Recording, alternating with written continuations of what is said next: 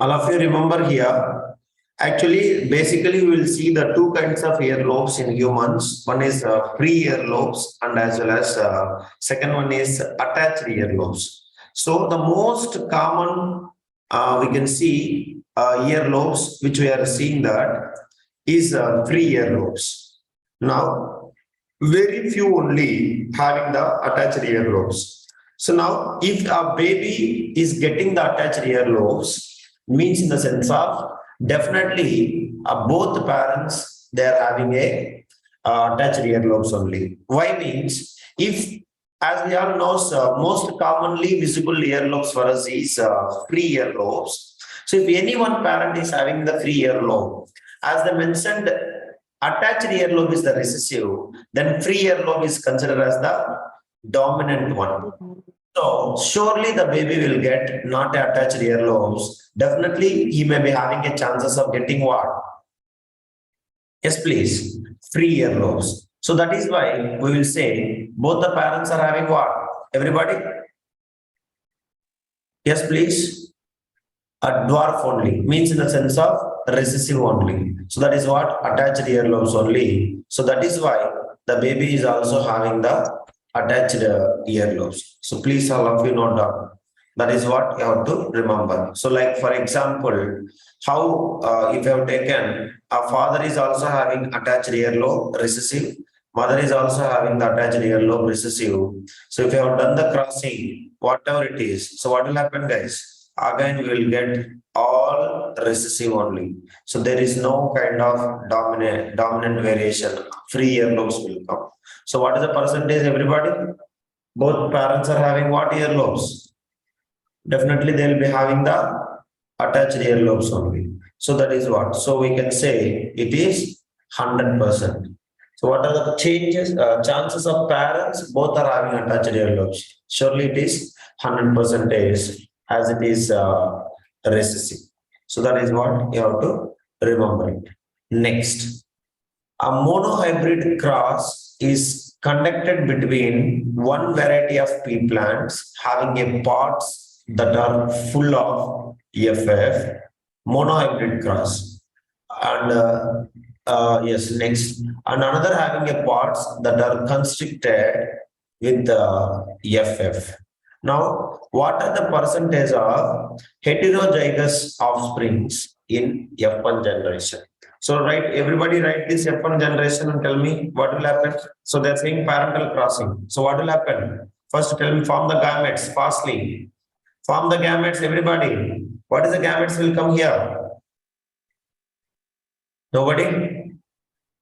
Gametes, what will come? F, and here also F. Next, small f and small f. So tell me what is the F1 generation will come? All of you, capital F and small f. Next one, capital F and small f. Sorry. Next one, capital F and small f. And this one, correct? Last one, capital F and as well as small f. So now this is what F1 generation. So F1 generation, you can see all we are getting capital F, and capital F, small f, everything. So we will get definitely a parts that are full. FF only will get. Now they are asking what is the percentage of heterozygous offsprings in F1 generation. So what do you mean by heterozygous, everybody? Yes, please. I have already taught you also. Someone asked. Kevin, I think, during the offline class, you asked, what do you mean by heterozygous? Anyone? Yes, please. Now, note down, please, all of you. Heterozygous offsprings means, write the meaning. The presence of two different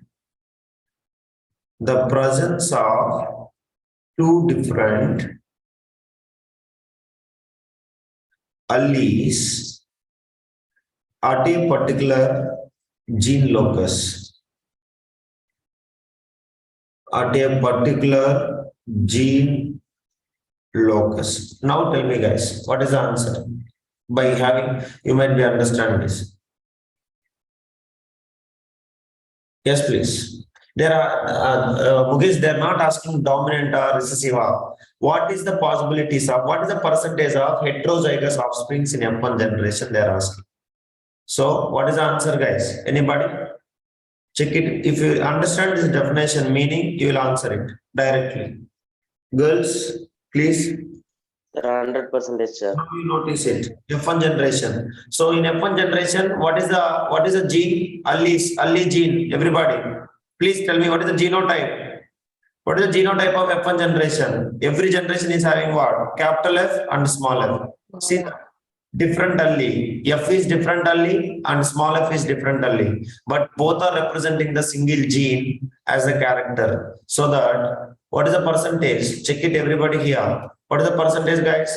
4 by 4 into 100. So that, which is equals how much percentage? 100%. 100%. Okay. So what is the correct answer? 100%. So please note a very important question.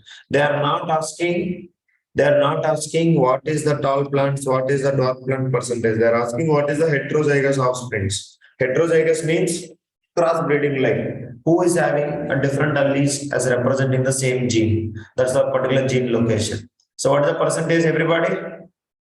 Sai, Monish? 100%. Okay, please represent with this. So whatever they will ask, you can represent. We know tall plant and dwarf plant. Same way, round and yellow seeds and wrinkled and green seeds. That pattern only you remember. According to that only you modify it. That's all I can say. Next one. Next one. Actually, it is a deleted question, but that similar question we found even in practice paper also. So that is why we will just remember the definitions alone. Now, once again, I'm saying, all of you remember, I will say now homologous and analogous wings definitions. Sorry, analogous parts definitions. You please remember that. First one, homologous organs. Even you already underline in the book also, page number 153 and 152, you can find that homologous organs and analogous organs. Exact pictures only they given, frog, lizard and human. You can notice in our book also. Yes, guys, homologous organs. Homologous organs have the same anatomy or structure. Organs have same structure, but function is what? Same or different? Everybody? Structure, but please respond. Different functions. Okay, that is what looks same, but function is different. That is what homologous organs. Next, analogous organs. Analogous organs have the different structure, but they're having what, guys? Same function. But they have same function. So this is what now given below the pictures of two sets P and Q of organs of different species. Each set is grouped based on the evolution of these organs in the different species. Now set A this one and set B this one. Of course, butterfly and bat. You can see that even our book they will give you butterfly and bird wing, but they are a bat and a bird, but here they are giving bat and butterfly. Now name the specific terms that describe the evolutionary relationship of these organs in set P and set Q. Anybody? Set P, what we used to call homologous or analogous? Fastly, everyone.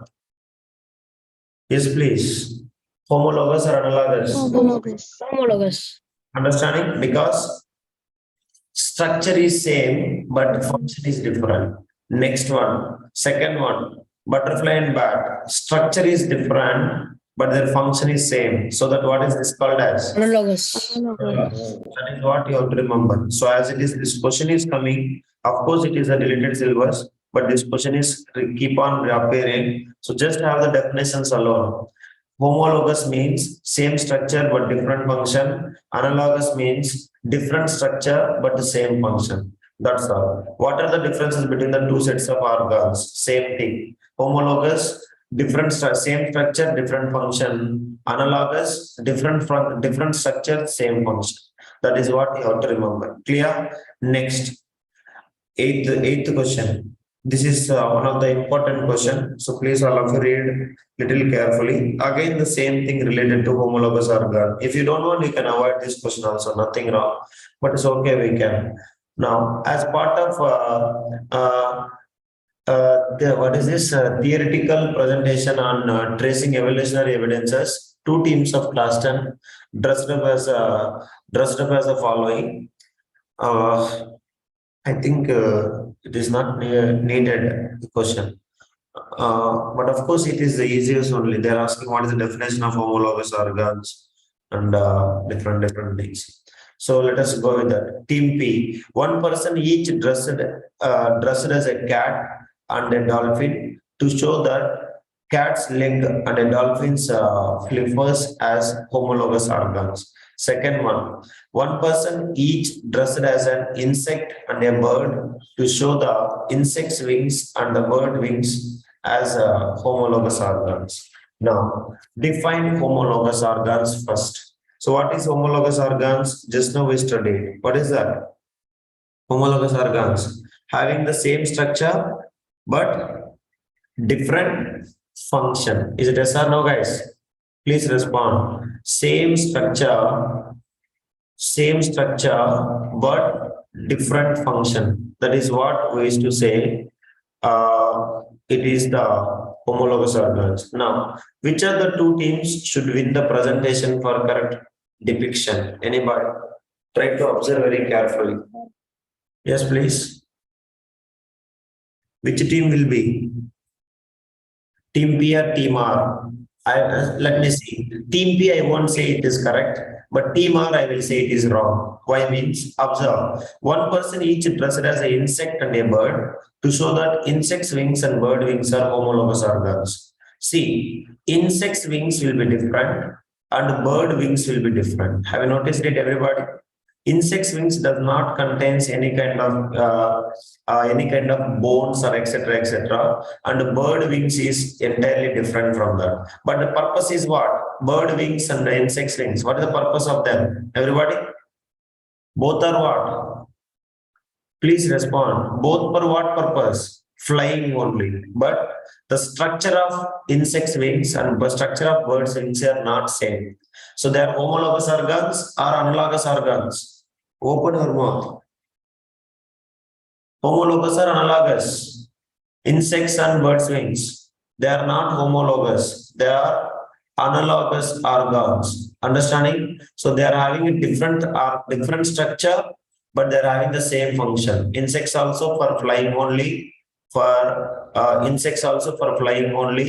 And as well as bird also is flying only. So I will say team R is wrong. Means automatically which team will win the prize? Everybody? Yes, please. Try to answer here. What is which team will win? Team P will win the prize. Next, what is the incorrect about losing team presentation? So who lost? Team R lost the presentation. What is that? I already told you just now. So they're trying to prove that their bird wings and insect wings are homologous, but actually they are what? Everybody? What organs they are? Analogous organs. That's all. Now, apart from such anomatical connections, name two other sources of evidence of evolution used by us. So we like so many things we can write it, but we don't have actually this. But if you notice in our page number 153, you can notice it next heading 9.5.2 fossils. So fossils is the one which will help us to identify the analogous and this homologous organs. And next one, you can see DNA changes will take place. So that is also one thing we can see. And also you can see after that they have given evolution by stages, means how that organs are differently they are spread over the different places. You can notice it Australia, if you'll go, only kangaroos are existed. If it comes to India, some kind of special breeds are there. So different countries is having a particular kind of species. So that is what we can make different sources of evidence used by evolution used by us. That is what you people can say. So apart from such anatomical connections, name any two other sources of evidence evolution used by, we can say fossils. So fossils means you might be noticed that dolphins, or we can say dinosaurs and all. We are finding the fossils. You might be watching in the news on YouTube and all. Yes or no, guys? Everybody, even our India recently news, you might be noticed. So many dinosaur eggs has been found in nearest Madhya Pradesh. Have you heard? Have you watched in TV? India is having a largest source of dinosaur eggs. So they're predicting that here is a major evidences of dinosaur existence in a history, long back, millions years before, because so many frozen dinosaur eggs we are detecting in regions of Madhya Pradesh and all. So they're having a lot of evidences we are getting now. That is what fossils we can make it. Okay. So let it be.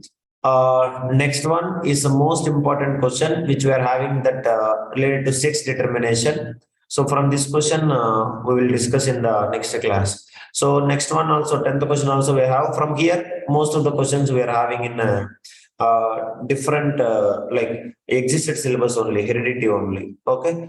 So we'll continue from this question. So with this, I'll stop. We'll continue in next class. You all people practice well, use the time, and we'll meet in the afternoon class. Thank you all.